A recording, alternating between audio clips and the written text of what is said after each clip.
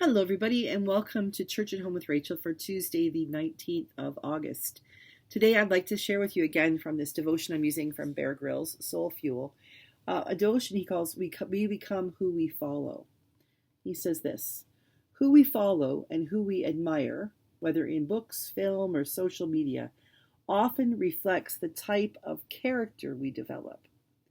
As humans, we grow toward those we love and respect.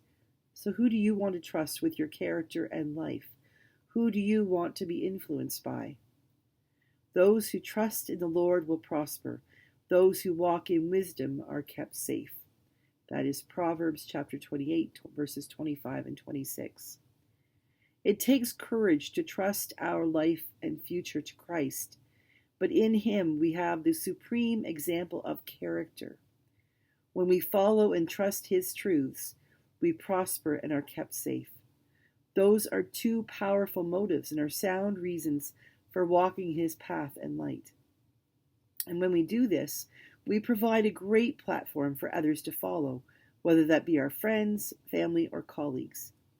Albert Schweitzer, the French theologian, philosopher, and physician, said, "Example is not the main thing in influencing others. It is the only thing." Let's always look to Christ for the ultimate example of courage, integrity, and purpose, because that is the key to effective living.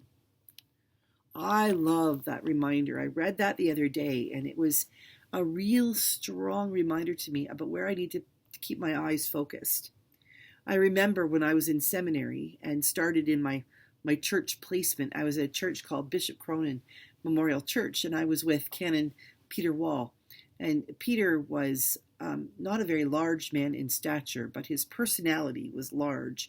He used to sing with the Canadian Opera Company, and he was a member of the Three Cantors, a group of three priests who's from the Diocese of Huron at the time, and a musician, incredible organist and pianist, Angus, who sang.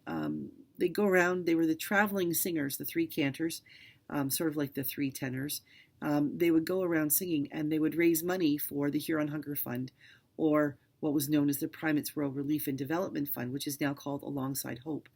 And they must have raised well over $1 million by singing, and the donations that would go in, the ticket sales, the CDs they produced, because they wanted to do something with the talents God had given them, and something that made them, they enjoyed doing. They were good friends, and they spent a lot of time together laughing and singing and choosing which pieces of music. Well, Peter was my supervisor at Bishop Cronin, and he had a very particular way of leading worship, and what he would do with his hands and how he would speak, the phrases he would use. And it became a bit of a joke that soon after we graduated, that other people who knew the priests in the diocese well could tell who we had been a student with, because we picked up on their habits, their way they spoke, their mannerisms. And for the longest time, people knew I had been a student of Peter Wall because of the way that I celebrated, the things I did with my hands. See, Peter's left-handed. I'm not. But I learned from Peter, because he's the first priest I ever significantly watched doing things at the altar. And I learned what he did. And so I picked up on things to do them the way he did them. And for probably a good couple of years, I mimicked him. And that's not a bad thing. It's how I learned. Eventually, I discovered ways that were more inherent for me to do them. What felt more comfortable, the way that I move and how I use my hands and things like that. But for a long time, if you watched closely and if you knew, you'd know that Peter had been my supervisor. One of the other three cantors was William Cliff, who became the Bishop of Brandon before me, and is now the Bishop of Ontario, the Diocese of Ontario, down Kingston Way in Ontario. But he was Rob's supervisor. And people to this day can watch Rob when he celebrates at the Eucharist, and they can tell that Bill was his supervisor, because Rob picked up Bill's things. Now, Rob has also figured out his own ways of doing things, but there's some Cliffy things, we used to call him Bill Cliffy. There were some things that were Bill that snuck into the way that Rob did things and were comfortable for him, that you could tell who was the person who taught him. because we were imitating him. We were following our supervisors. And now I know that it's not okay for me to follow in the footsteps of the one who goes ahead of me, or the one who I have followed into. It wouldn't be appropriate for me to be a bishop the way William was a bishop in Brandon. It wouldn't be appropriate for me to be a priest the way Peter was a priest when he was at Bishop Cronin. I have to discover my own way of doing that, and the one I need to follow, because I always need leadership. Always need someone to continue to teach me, because I will never in this earthly life know everything there is to know. I'm very aware of that. But I need someone to continue to teach me. And the truth is, the best one I can follow is Jesus. If I spent, when I was in my first year of my placement, of second year seminary, I spent a lot of time with Peter. And I watched carefully, intentionally, and he knew that. I watched what he did and how he said it, how he acted with people, how he handled situations, how he made decisions, how he made difficult decisions, what made him tick. I watched all those things and I took them in, and they influenced me. But I'm now at that point where I recognize, and I have been for a while, that I need to be very careful about who it is I pay attention to. I pay attention to lots of people. There are lots of people in my life that I can look to, other bishops and priests, friends and total strangers, or people that I admire online or have seen at a distance, and see how they do things or how they handle themselves. And yes, of course, I absorb those things. I take them in because I want to learn from them.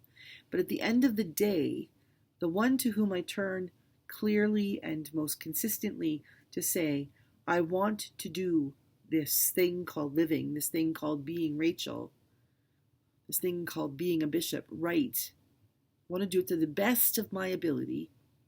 And so that means I have to follow Jesus. Rather than following a knockoff model, I need to follow Jesus.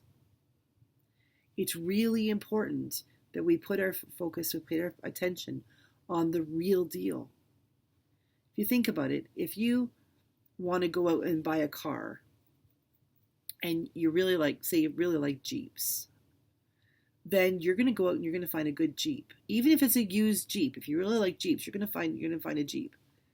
But if you decide, well, I could get another version of a Jeep made by Ford or something else, some other thing that looks like a Jeep, their version of a Jeep, and I could get that, and I could get a newer model.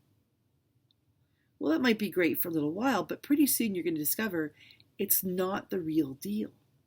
It doesn't have all those things that make it a Jeep. And there's a Jeep thing. Rob used to own a Jeep, and there is a community around Jeep people, and there's a reason why people like Jeeps. And you'll soon find out, if you buy that other model, that other thing, as great as it might be, and you might be able to get the better deal than a used Jeep, the reality is it's not quite a Jeep. It's not the same thing. Still be okay, but it'll never be a Jeep. Same thing about the way we live our lives. We can follow other people. We can look up to politicians or actors or singers, poets and writers. We can look to them and say, that's the real deal. That's who I want to follow. I'm going to model my life after them. But then we will discover that they too have clay feet, that they make mistakes, and they don't necessarily want to be followed. And those that do want to create a cult following of themselves are really not the ones you want to follow. But what you might begin, hopefully sooner than later, to discover is that what you really need to do is to follow the real deal. And that is Jesus.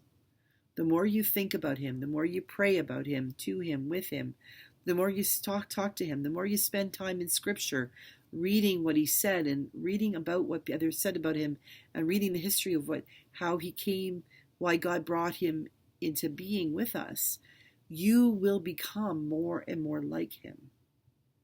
And that is the wonderful gift of being a Christian, because to be a Christian means to be a little Christ.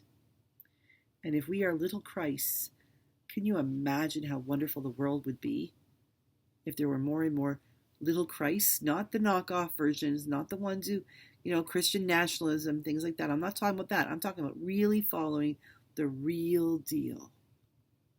Imagine if we all did what Jesus did, how different our world would be, how different our own lives would be.